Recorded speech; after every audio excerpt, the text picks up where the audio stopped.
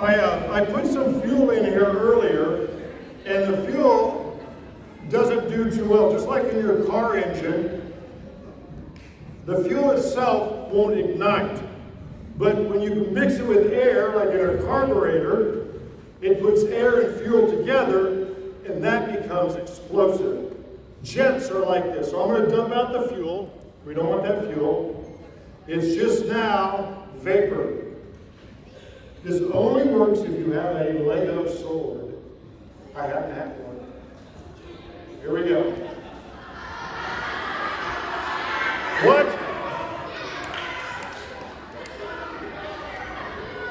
Here we go. Ready?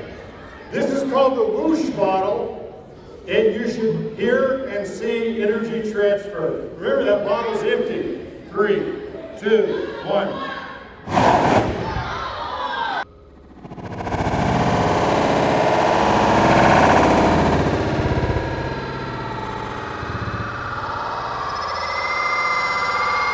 That was cool. Thank you.